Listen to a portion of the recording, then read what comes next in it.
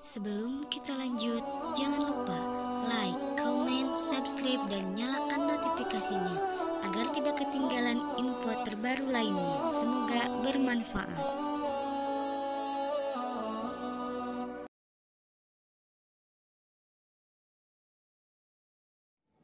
Saya mempunyai ijazah, punya sanad, langsung saya ngaji sama beliau. Karena saya tidak pernah meninggalkan belajar. Kalau saya ada di Madinah, setiap jam 8 saya pergi ke Al-Jamiah Islamiyah di Madinah, perguruan tinggi Islam di Madinah. Saya kuliah tiap hari 1 minggu.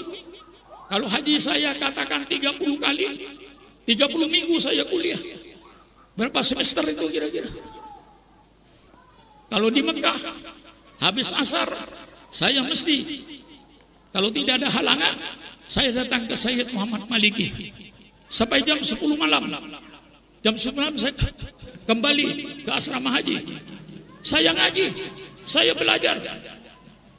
Oleh sebab itu beliau mempercaya kepada seluruh karangannya dan dikirnya, ajastulaka ya syukran jami'a mu'allafati wa adhkari.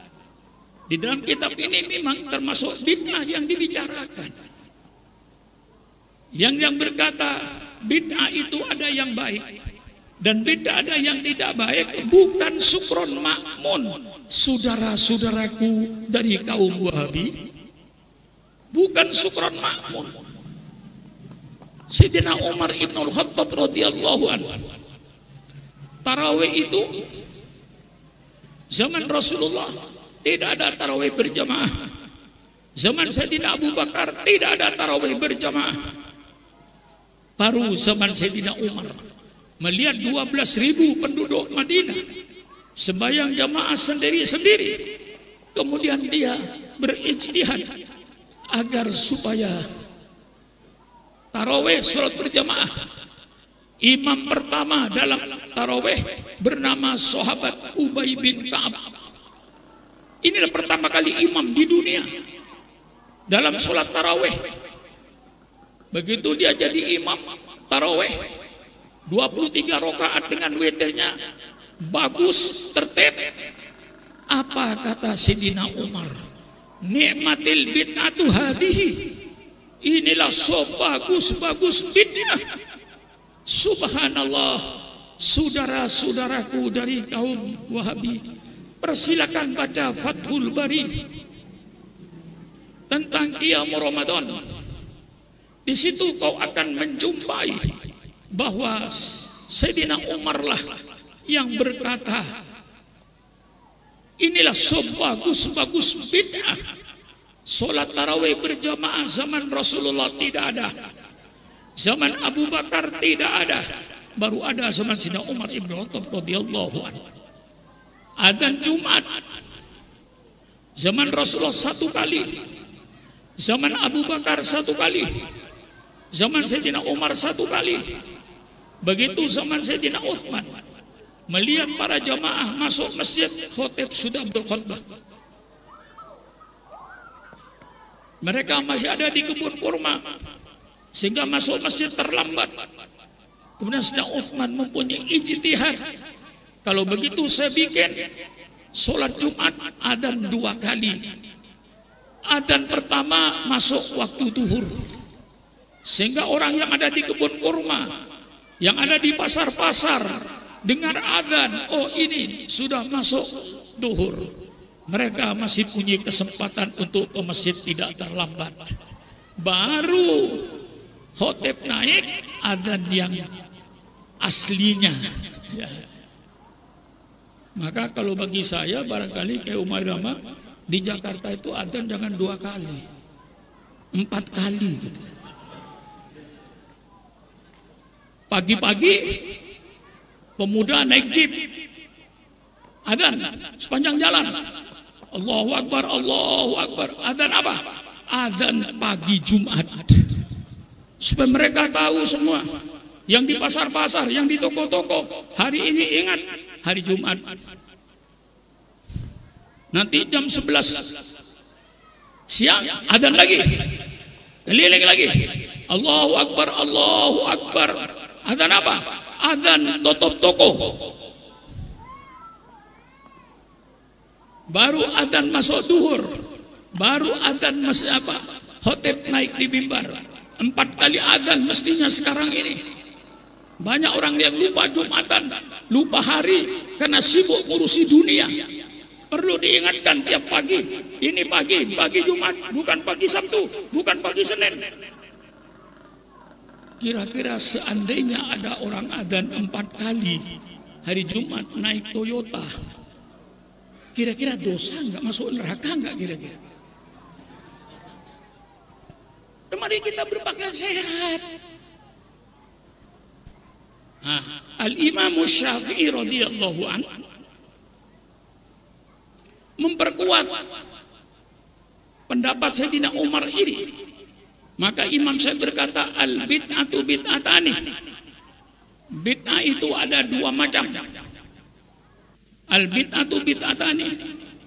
Al-bid'atul mahmudah wal bid'atul madmumah.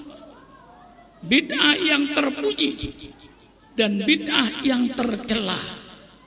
Kemudian Imam Syafi'i memberikan definisi al-bid'atul mahmudah ma yuwafiqul kitab was sunnah.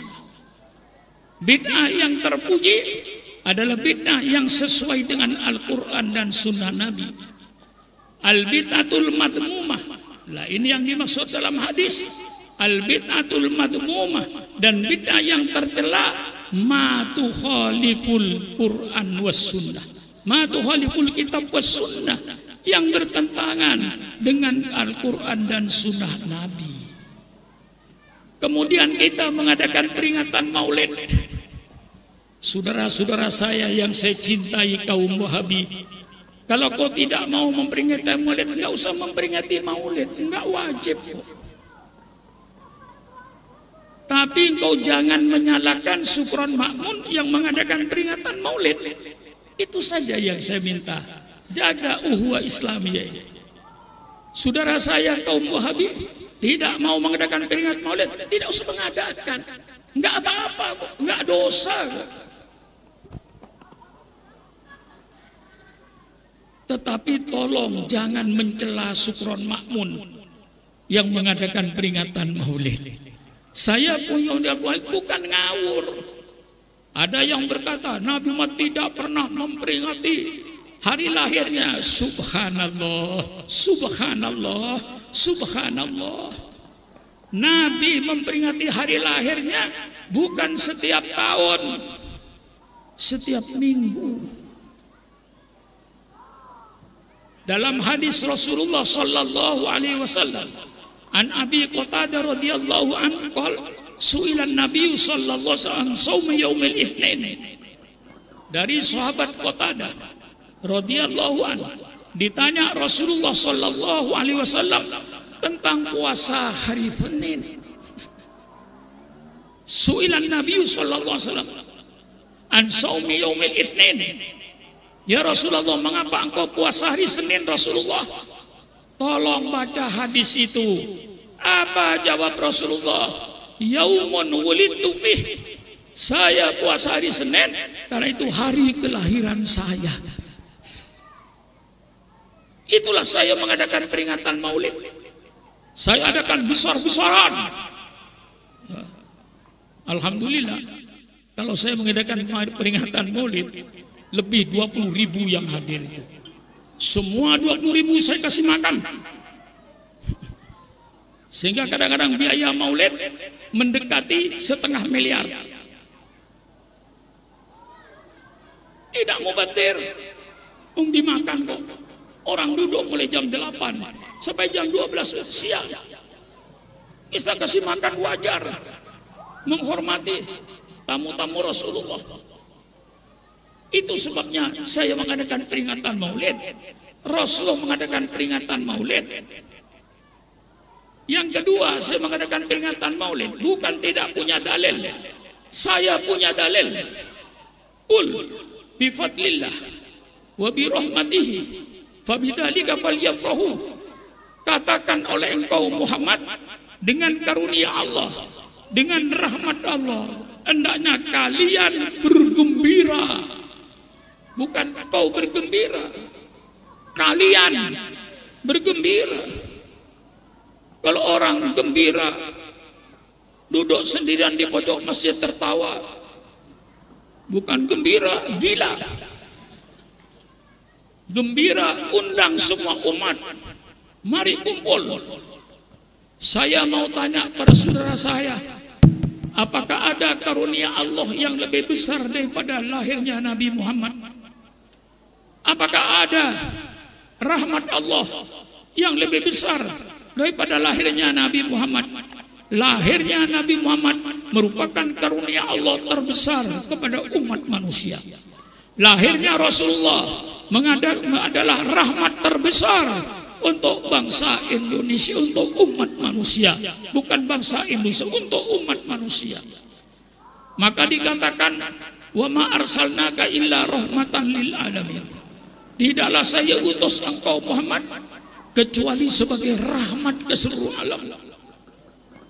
Tapi penafsirannya berbeda dengan ulama dulu. Ulama sekarang tafsirannya lain. Kalau hari Natal, pemuda-pemuda Islam disuruh menjaga gereja. Kalau ditanya, rahmatan lil alamin. Tahun baru Cina, pemuda Islam disuruh membaca kelenteng-kelenteng Cina. Mengapa dijaga? Jawabannya rahmatan lil alamin. Lama-lama nanti tempat perzinaan, tempat pelacuran, supaya yang berzina aman, tenang, dijaga lagi oleh pemuda Islam dengan alasan rahmatan lil alamin.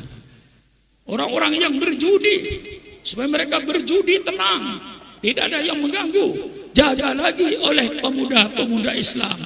Alasan apa? Rahmatan lil alamin. Salah. Rahmatan lil alamin ini yang dimaksud dalam Al-Quran. Kalau nabi-nabi sebelumnya diutus oleh Allah kepada sukunya, bangsanya sendiri, Bani Israel, Nabi Muhammad tidak. Sebagai nabi penutup dengan ajaran Al-Quran yang sempurna, maka Nabi diutus untuk seluruh umat manusia. Nabi Muhammad bukan nabinya orang Arab saja. Nabi Muhammad bukan nabinya orang Cina saja. Nabi Muhammad bukan nabinya orang Indonesia saja. Nabi Muhammad bukan nabinya orang Belanda saja. Nabi Muhammad bukan nabinya orang Amerika saja. Tapi Nabi Muhammad nabinya semua umat manusia sedunia. Itulah yang dimaksud rahmatan lil alamin. Orang Amerika yang masuk Islam, rahmatan, mendapat rahmatnya Rasulullah. Orang Cina yang masuk Islam mendapat rahmatnya Rasulullah. Wa ma arsalnaka illa rahmatan lil alamin, menjadi rahmat ke seluruh alam. Karena Nabi Muhammad tidak diutus kepada bangsa Arab saja. Nabi Muhammad diutus untuk semua umat manusia sedunia. Nabinya orang Amerika, nabinya orang Eropa, nabinya orang Cina, nabinya orang Indonesia. Ini saya jelaskan. Ya kadang-kadang ada tafsiran-tafsiran karena pribadinya. Saya ikut tafsir para ulama salaf. Itulah rahmatan lil alamin. Nabi Muhammad diutus seluruh dunia.